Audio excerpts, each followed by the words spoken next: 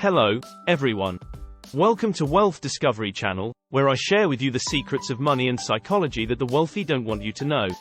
Today, I'm going to tell you how the wealthy use their psychological skills and knowledge to achieve financial success and happiness, and how you can do the same, if you learn and apply these secrets.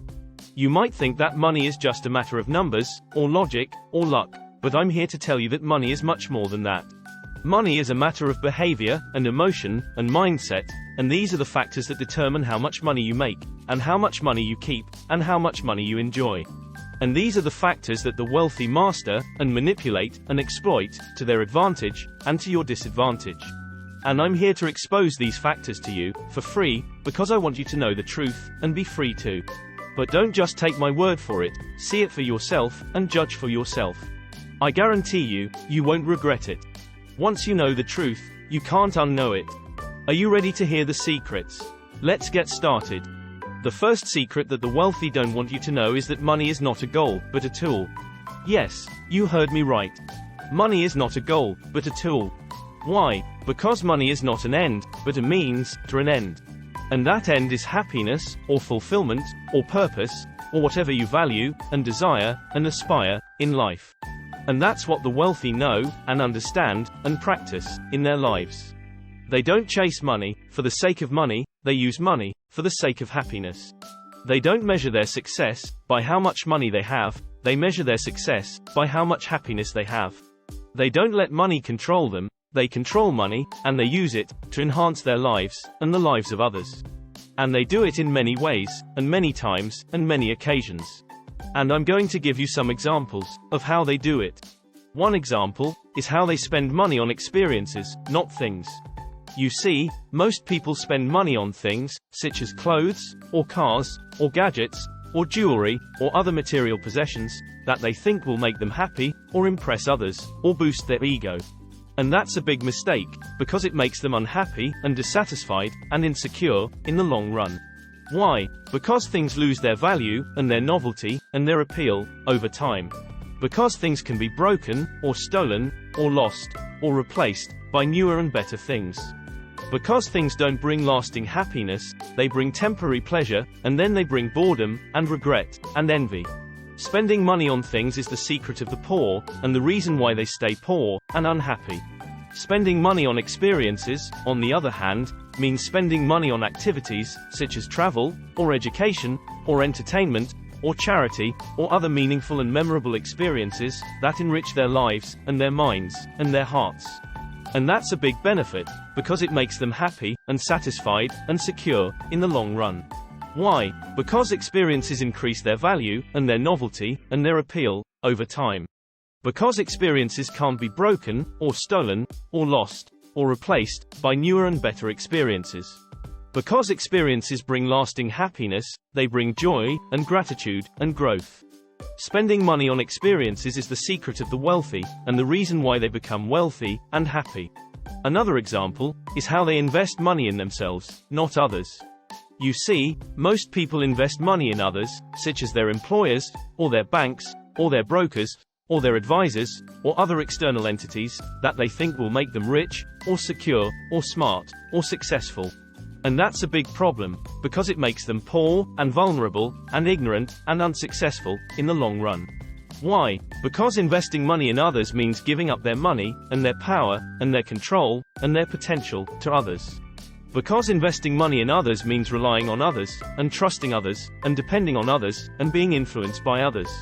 Because investing money in others means losing money, and losing opportunities, and losing knowledge, and losing skills. Investing money in others is the secret of the average, and the reason why they stay average, and unhappy. Investing money in themselves, on the other hand, means keeping their money, and their power, and their control, and their potential, to themselves. Because investing money in themselves means relying on themselves, and trusting themselves, and depending on themselves, and being influenced by themselves. Because investing money in themselves means gaining money, and gaining opportunities, and gaining knowledge, and gaining skills. Investing money in themselves is the secret of the wealthy, and the reason why they become wealthy, and happy. And these are just some examples of how the wealthy use money as a tool, not a goal, to achieve happiness, and fulfillment, and purpose, in their lives. And there are many more that I could tell you, but I don't have time or space to do it. But you get the idea, and you get the point, and you get the secret. And that's the first secret that I'm going to tell you, about money and psychology, and the wealthy. The second secret that the wealthy don't want you to know is that money is not a matter of logic, but a matter of emotion. Yes, you heard me right. Money is not a matter of logic, but a matter of emotion. Why? Because money is not just a number, or a symbol, or a tool, it is also a feeling, and a belief, and a value, that affects our behavior, and our decisions, and our outcomes, in life. And that's what the wealthy know, and understand, and master, in their lives. They don't ignore their emotions, or suppress their emotions, or deny their emotions. They acknowledge their emotions, and manage their emotions, and use their emotions, to their advantage, and to your disadvantage. And they do it in many ways, and many times, and many occasions. And I'm going to give you some examples, of how they do it. One example, is how they use fear, not greed, as a motivator. You see, most people use greed, not fear, as a motivator, when it comes to money. They are driven by greed, and they chase money, and they want more money, and they never have enough money. And that's a big mistake, because it makes them irrational, and impulsive, and reckless, with their money. Why? Because greed blinds them, and deceives them, and seduces them, into making bad choices, and taking bad risks, and falling for bad scams, with their money. Because greed makes them overconfident, and over-optimistic, and over-ambitious, with their money. Because greed makes them unhappy, and dissatisfied, and unfulfilled, with their money. Using greed as a motivator is the secret of the foolish, and the reason why they lose money, and happiness. Using fear, on the other hand, means being cautious, and prudent, and conservative, with their money. They are driven by fear, and they protect money, and they save money, and they invest money, wisely. And that's a big benefit, because it makes them rational, and deliberate, and careful, with their money. Why? Because fear enlightens them, and warns them, and guides them, into making good choices, and taking good risks, and avoiding bad scams, with their money. Because fear makes them humble, and realistic, and moderate, with their money. Because fear makes them happy, and satisfied, and fulfilled, with their money. Using fear as a motivator is the secret of the wise, and the reason why they make money, and happiness. Another example, is how they use money as a reward, not a punishment. You see, most people use money as a punishment, not a reward, when it comes to their behavior. They punish themselves, and others, with money, and they use money as a tool, to inflict pain, and guilt, and shame, on themselves, and others. And that's a big problem, because it makes them unhappy, and unhealthy, and unproductive, with their money. Why? Because using money as a punishment means associating money with negative emotions, and negative outcomes, and negative consequences, that affect their self-esteem, and their relationships, and their performance, with money.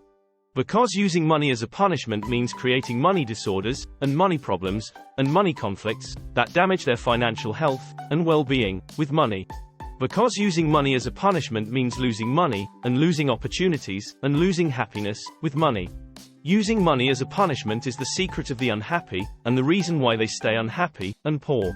Using money as a reward, on the other hand, means rewarding themselves, and others, with money, and they use money as a tool, to enhance pleasure, and gratitude, and pride, on themselves, and others.